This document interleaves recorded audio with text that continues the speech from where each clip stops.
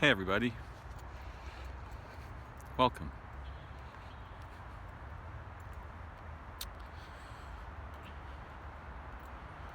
I'm in the I'm in the beautiful place, the living place. Here's one of the Cooper's hawks that I have known for a long time.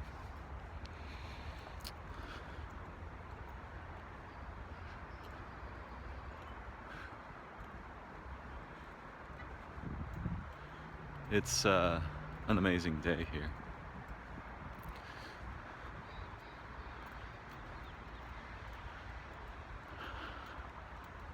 And part of what's amazing about it is that it's entirely ordinary. Or at least one might say this. I don't really have a plan today. Just haven't made a video in a while and wanted to check in, say hello, maybe bird walk a little bit. I'm really excited about the interviews I've done somewhat recently. Ryan Firstdiver's long, unfinished interview about Blackfoot culture, his introduction to it, and the first repatriation of a Blackfoot beaver bundle from the museums. There's both video and just a straight audio interview of that. And then the also unfinished interview with my friend Mark Kevin Carlton Davis on his experiences in Africa, and also with Malidoma Somé. And then the long interview on seeing in the non-ordinary with Holly Emmer, which I'm really thrilled about all of these interviews. And I hope to do more. There's so many brilliant minds in my circle, my little circle, and it's just an amazing opportunity when we can sit down together and learn and remember.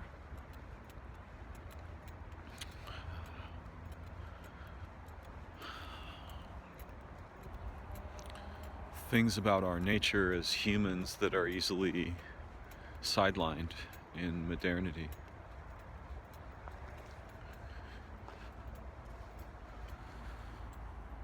There's so many beautiful life forms here. Right? I mean, just look at this stuff.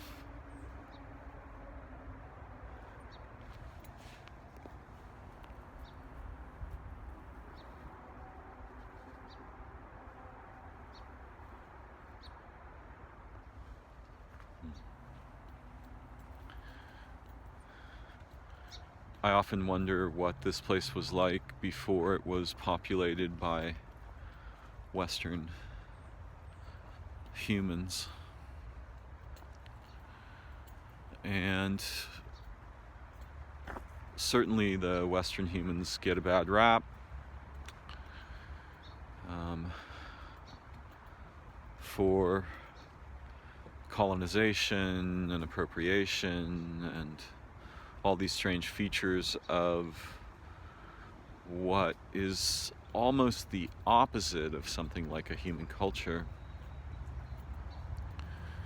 But it's important to remember that they too were captured, right?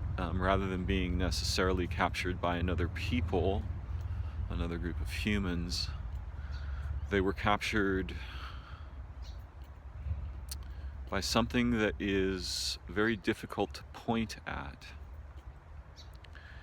And all of our human cultures with the exception of some indigenous cultures, are similarly enslaved.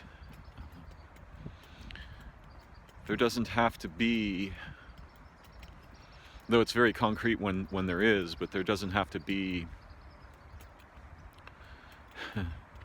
an invader, a human group, that invades and colonizes and enslaves. For us humans, our minds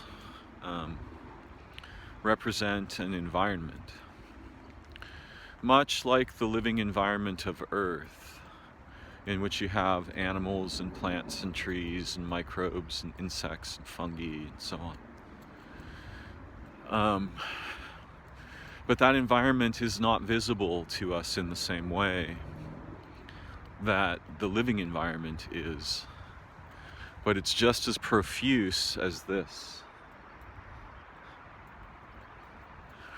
There are all kinds of forms of life, or there are all kinds of a peculiar mode of beings that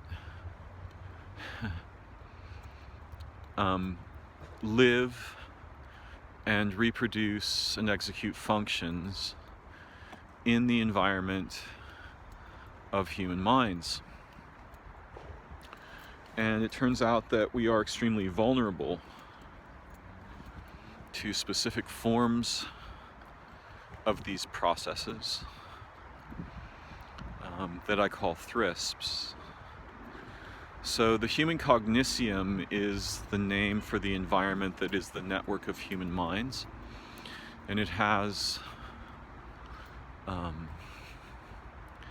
wide array of features that we don't have language for, but that nonetheless exist in a sense while we exist. And the network of minds is connected by physical transports and also non-physical transports. For example, it's my perspective that the experience we call dreaming is an experience of connection with the Cogniscium, not just the human one, and it repairs and reorganizes features of the Cogniscium, both at the scale of all humans, at the scale of the people we interact with, at the scale of the people we know, at the scale of the people we love, and so on. The dreaming mind is trying to actually understand the problem of the colonization of waking consciousness by what I refer to as thrisps. In recent talks, for example, by Max Tegmark with Lex Friedman, Max talks about a problem that is presently being referred to as Moloch, which is a way of talking about the sort of negatively daimonic problem with human minds, cultures, and civilizations being captured by something that we don't really know how to refer to. It certainly seems, in a sense, metaphysically evil, but it's not necessary to include the metaphysics to see the damage, right? We could think about it in very effective ways that were primarily psychological if we had the models that would help us to understand more clearly the nature and activities of the human Cogniscium. The Mimula, which is the connection, the transports that connect human minds in the Cogniscium and beyond. And thrisps, which are that's the word that I coined to indicate these deleterious processes that hitchhike on human cognition and are extremely oriented to dominate terrain, to dominate the transports, to become very contagious, and to produce something that resembles progeny. new forms of similar thrisps. Politics and religion on Earth are thoroughly infested with thrisps, and they are weaponized against the possibility of our human nature, intelligence, potential, and so forth. So this is a model, and the human cogniscium floats on all the other cognitia of Earth, which nourish it and create this incredible field of opportunity in consciousness and relation, in memory and creativity and discovery and wonder, in joy. So it's a nested network, right, where the different insect cognitia, right, the cognitia of the bees, the wasps, the ants, the trees, the herbs, fungi, the land animals, the raccoon, skunk, badger, bear, to name a few, the water animals, whales, coral, plankton, octopi, squids, dolphins, the insects, again, the praying mantises, spiders, right? The microbes, all of the vast varieties of microbial organisms in their swarming trillions. The creatures of the air, the crow and blue jay and hawk and owl and dove and goose and duck. All of these beings, right, they are together as one family, and they are doing something that the humans generally rarely approach the idea of. They are making the possibilities of consciousness and awareness locally for Earth. Of course, the humans ride on top of this, completely unaware of it, and most of what we do as a species rips those cognitia to shreds, right? Poisons them, destroys them, builds cities, and so on. But what we don't realize is that that same process in which it appears that bad humans are colonizing nature, what's actually going on is that the humans themselves are colonized. The human cogniscium, something is riding on that, and it captures it in various ways. And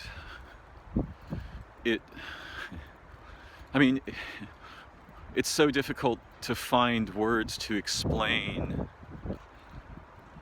these situations. But effectively, one of the effects of the colonization of human minds by these thrisps, which are really, what are they? Are they actual beings?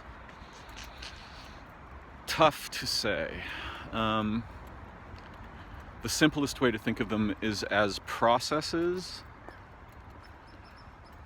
that are attracted to certain modes of thought, behavior, activity, right? So you can see in human culture, for example, we've lost our privacy, the ability to have private experiences and conversations with each other that never become public, or to have telephone calls and so on. We've lost our privacy due to two principles. The first is advertising, which you can see is like throwing a net to capture human attention, right? This is a very thrisp-like feature of the colonizing aspect of our cogniscium. And then the other reason that we've lost privacy, and privacy is absolutely essential to being human, is due to security, right? Which has sort of two main branches, law enforcement and the military. Most of our social structures are not really human. They're the symptoms of specific networks of thrisps that have colonized us in general. And just to go back to the beginning here, you can see that before the Europeans went on colonizing rampages around the globe, they themselves were internally colonized by ideas.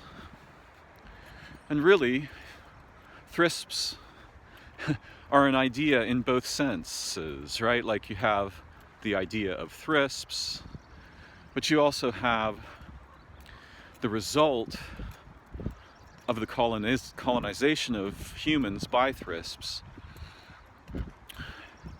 in our language and religion, in the foundations of our representational cognition.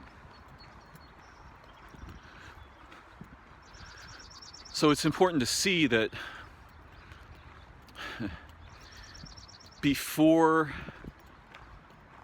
in one sense, in one way of thinking, for certain purposes, before the European colonizers laid waste to indigenous cultures around the world, they themselves were first victimized in a very similar way, right? We see this in all kinds of human problems and life stories and stories of civilizations, right? So it is as if there's a kind of an evil force that is colonizing the humans cognitively. And it seems to be a result of the urge to make representations of things. There are very few creatures in nature that make representations. None of them make abstract representations. That's our specialty. So certainly you can find a nest of wasps, or a beehive, or an anthill, or a tree in which the blue herons gather in the correct season to reproduce and raise their children. They make nests, right? And you can think, oh, that's a representation. Not in the same sense, because it's not abstract. And it doesn't replace relationships. These features embody them, right? They embody relationships. And what the humans are mostly embodying is the absence of relationships. And that's what our capacity, that's the danger, that our capacity for representational cognition introduces into the long sort of archaeological record of the development of human consciousness, right? We could call it the evolution of human consciousness, even though in many cases, in many senses, not all of them, it's actually the opposite of evolution. Our minds are dying into abstraction.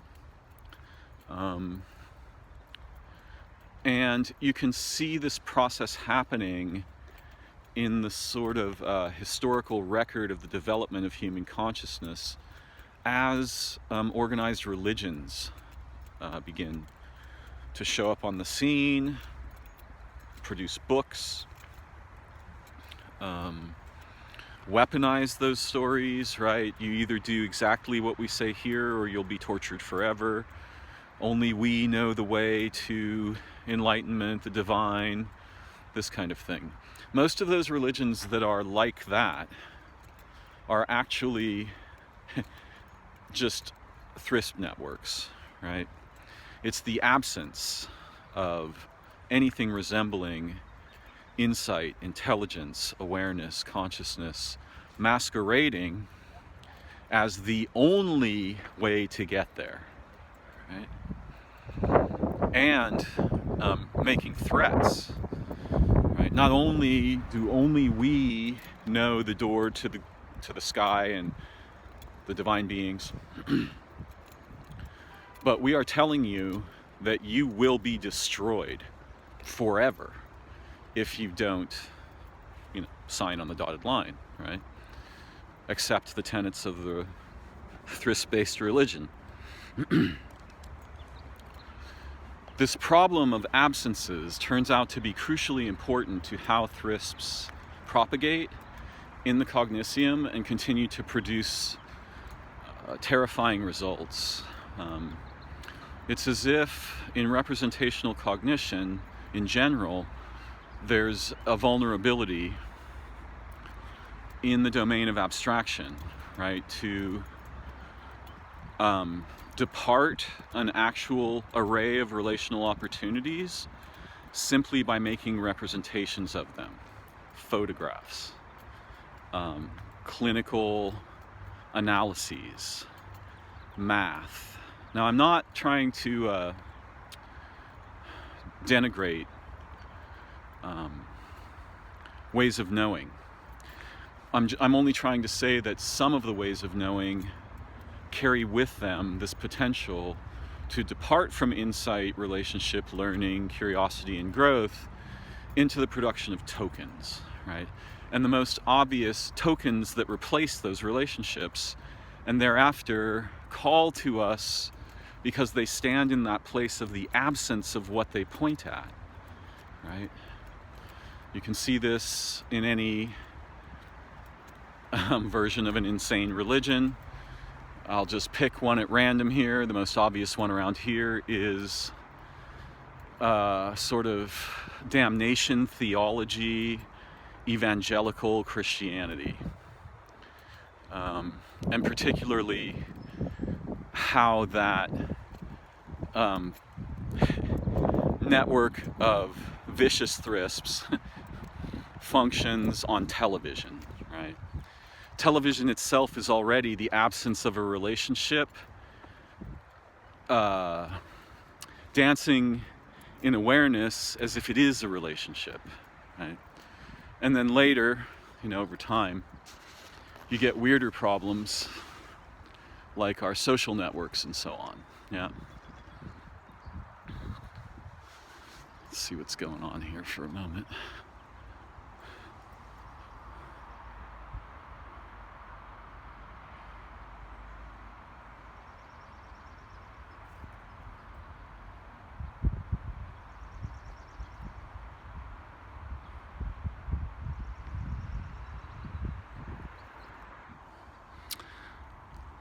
That bird is telling me there are hawks nearby.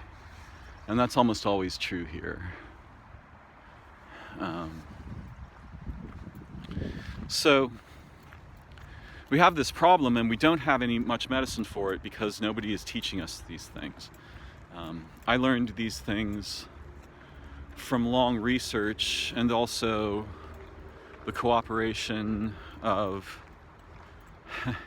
another Cogniscium, right? A non-human Cogniscium. And we have no immunity to this. Humans are incredibly vulnerable to this problem. And it's become very serious over perhaps the past 5,000 years, more seriously the past 2, hyper seriously the past 500 years, and it's just absolutely crystallizing in the moment that we live in today and over the past 50 years with the rise of the internet, which is almost pure representation, and technologies such as those we are now about to face the impending consequences of, that we are calling large language models and artificial intelligence. These are incredibly dangerous technologies that alter not just what it means to be human, but what memory is, which is one of the most foundational assets that must be protected for humans to have the possibility of being intelligent, especially together. So, long before the colonizers went apeshit crazy on nightmare massacres of indigenous populations, inside themselves this process was already occurring and had been occurring for a long time, right? They were colonized interiorly and extrinsically. You can see that of all the representations that humans make, money is probably the most dangerous in lots of different ways, right? If you have money, you don't need relationships. You can buy the opportunity to relate in a way that benefits just you, mostly, with cash, right? So you can see that money is like the representation of the absence of relationships, and it's incredibly powerful. Yeah.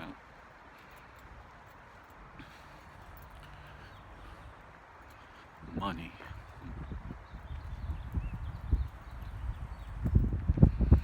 It replaces the principle of relation and value, the principles of relation and value, with value itself, right? Like value, capital V, with tokens. Yeah? And that process drives a whole vast forest of dangerous other processes. It's almost like, of course, we've heard the trope, money is the root of all evil, but in a very real way, money is the motivating cause of vast arrays of human colonization, harm, cruelty, and also the opposite, right? Like it's so prevalent that it blocks the possibility of many virtues, while breeding sort of ugliness and wickedness in a way. It at the same time ensures there's not enough assets for the good stuff to flower and have a chance, to come into inaction, embodiment.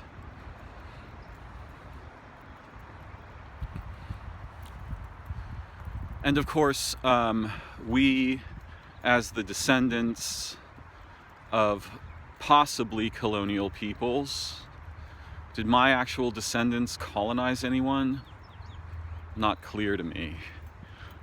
My family comes from Sicily. I don't know Sicily's history very well. Certainly Italy was involved in some colonization activity. However, it's not entirely clear whether my ancestors actually were directly involved in colonizing anyone. And my ancestors came here in the 40s and 50s, and this place once belonged to the Native Americans, so to speak. I don't think they ever really believed they owned the land. I think they believed they were co-embodied with the land. So it wasn't like the colonists stole something they owned.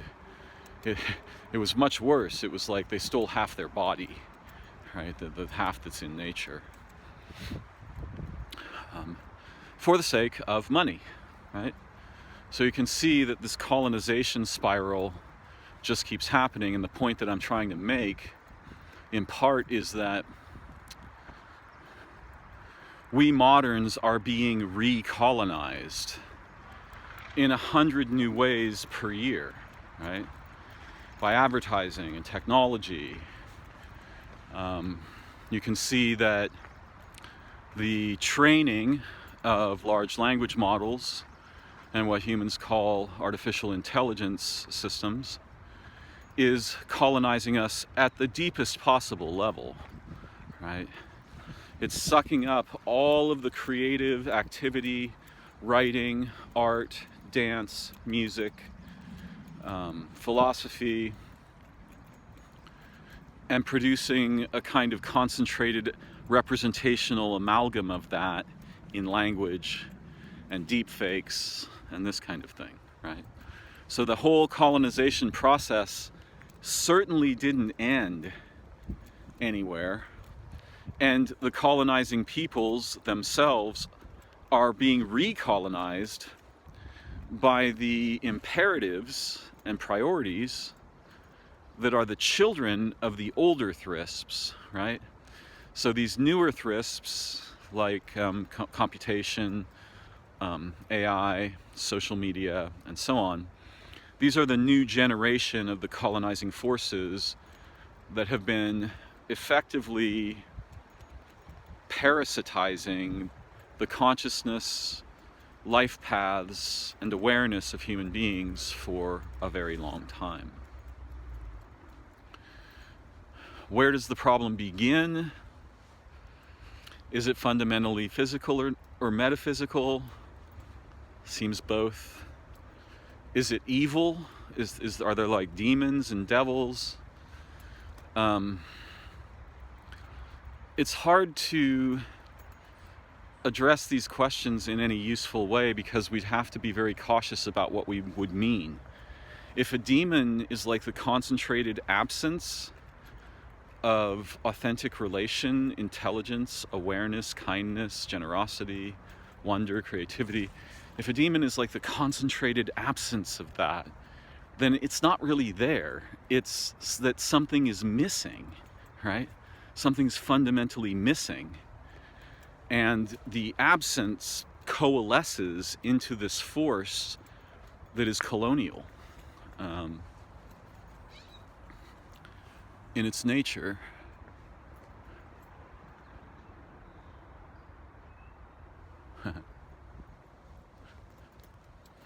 So it's a difficult problem, and the other thing is that we can examine the problem and build medicine for this problem in each other, in our minds, in our cultures, in our societies, once we become aware of it. The problem there is that there's processes in the Cogniscium that are extremely adept at capturing and representing and thus getting rid of any positive movement that we may assemble. You know, we don't want to start a new religion. We want perhaps ways of educating each other and our children about the dangers of representational cognition and giving them some models that would allow them to both become aware of the dangers and also select something else in such a way that it doesn't become captured by the thrisp network or Moloch or whatever, and continues to grow and evolve sort of in enemy terrain, right? You can see reflections of these ideas in lots of human stories. It's there in much of science fiction. It's there in fantasy, right? Sauron is this image of essentially that which kills. It's vampiric, right? It's parasitic. In the Matrix, something is feeding on the humans, right? But there really is something like that going on, something that resembles it. We don't have to have the perfect story. We need to understand the principles and how they tend to function in the network of human minds and in individual awareness.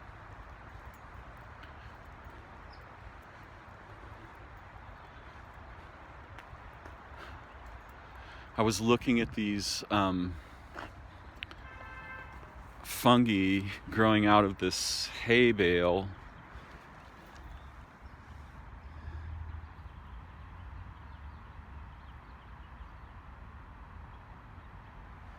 And there's all these little, I guess humans would generally call them gnats. And they're very interested.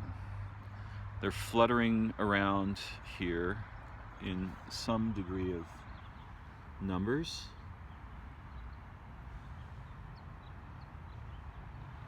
They're not necessarily eating the fungi, they're interested in the fungi. It's almost as if the fungi is producing a gas that they find attractive. And some of them are mating here. When I look at them very closely, their body structure is similar to that of wasps, but I don't think they're actually wasps. Though there are some very fascinating tiny wasps. Many of the humans will say, oh, colonization's no problem, that's just what nature does all the time. It's not true. It's not true at all. Whatever is going on in the organismal layer of Earth is unimaginably sophisticated and fundamentally symbiotic. Benefits get shared, life and death feed each other, homeostasis of the living environment is maintained even during crisis, unless you burn off enough of the ecology that can't happen very well anymore, which is part of what the humans have been up to. So yeah, it's not untrue. You can see the sudden and often apparently deleterious effects of what we may call an invasive species. But often, again, the invasion is actually a result of things like humans ripping stuff apart in the ecologies and or transporting things while they're moving goods and services around on the ocean, in the air, and so on, right? And, I don't know if there were praying mantises in North America prior to sometime in the 1800s. It appears that most of the praying mantises here come from China, and mantises lay egg cases on branches of trees and plants, so those egg cases are very easily transported to other countries. And the climate here is good for them. The degree to which they are invasive is not clear, because what are they really wiping out? Like, what are they replacing? But in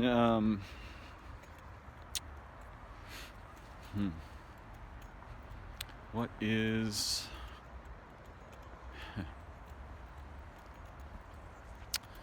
there's a species of bird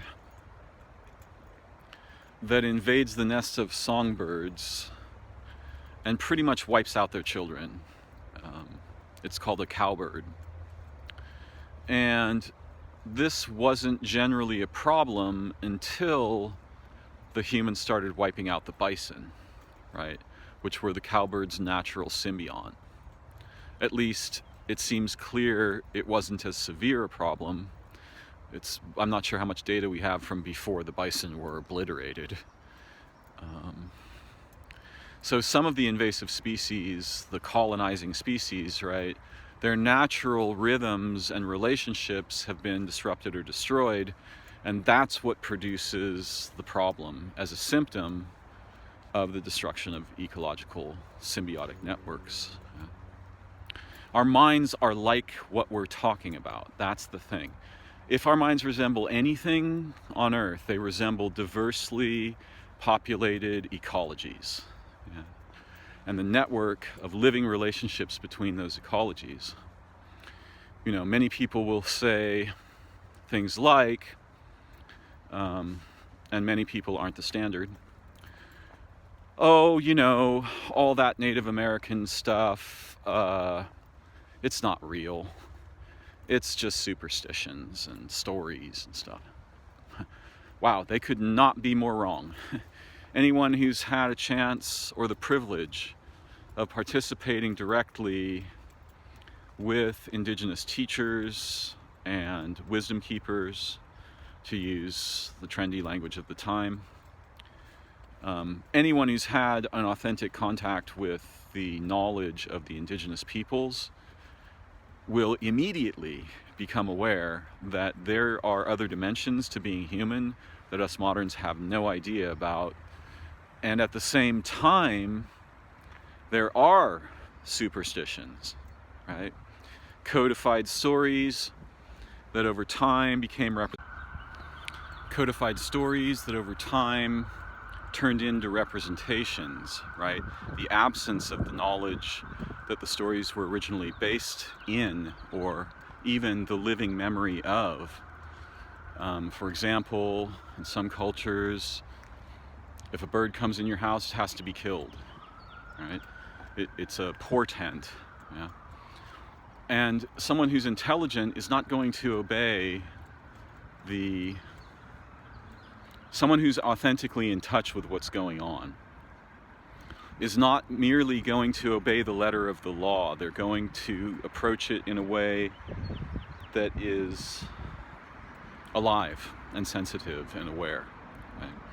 So even indigenous knowledge ways over time, they had a very considerable concern about various kinds of representations and what happens to language if we take it too seriously and pretend that it tells us what things or who beings are, yeah?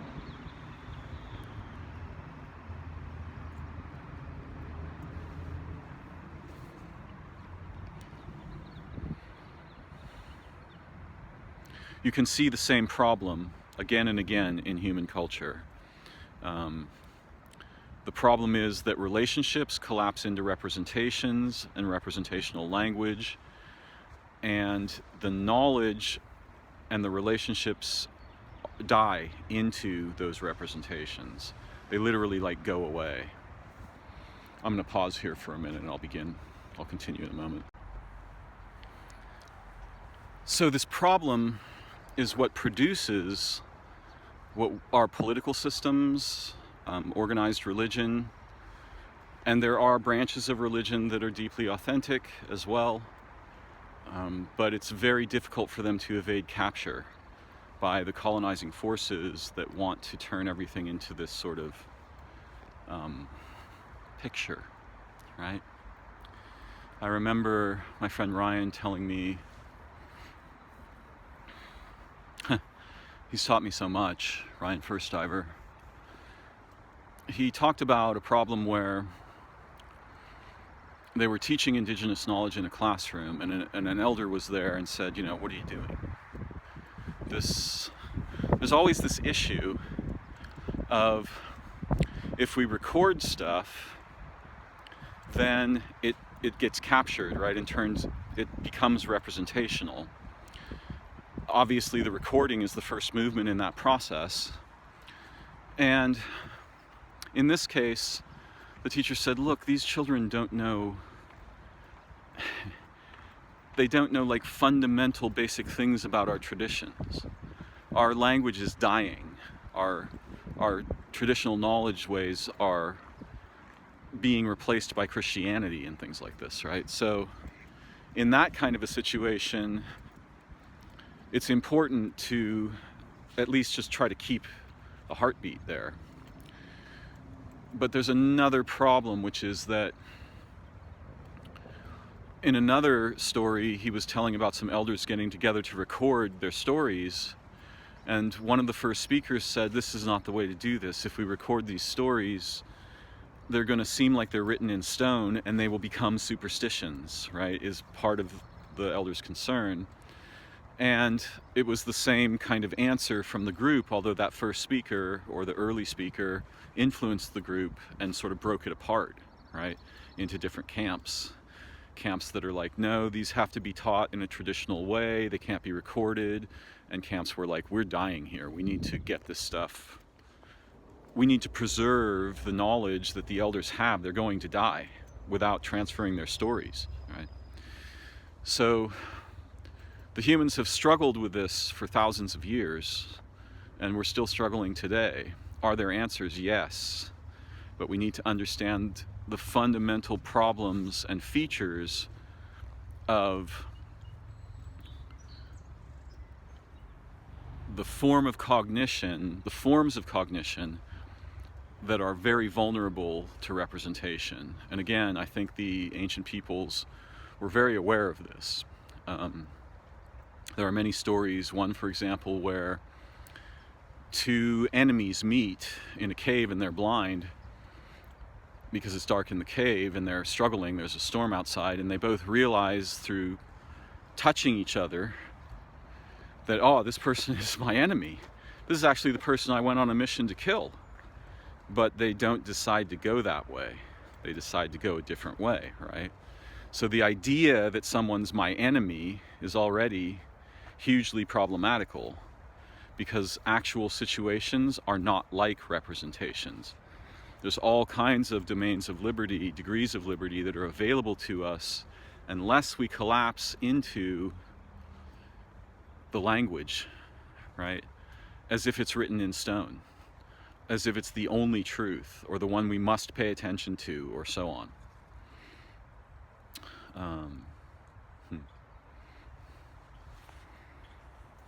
So we can recover knowledge of these problems and teach each other and our children to form a curious and wise awareness of them, and to practice the sort of medicines that give us immunity, right, to the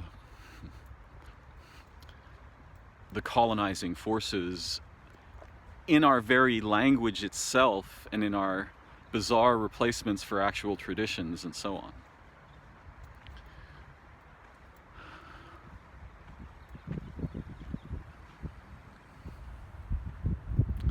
I'm very grateful to those of you who are listening today, and those of you who support my endeavors through Patreon.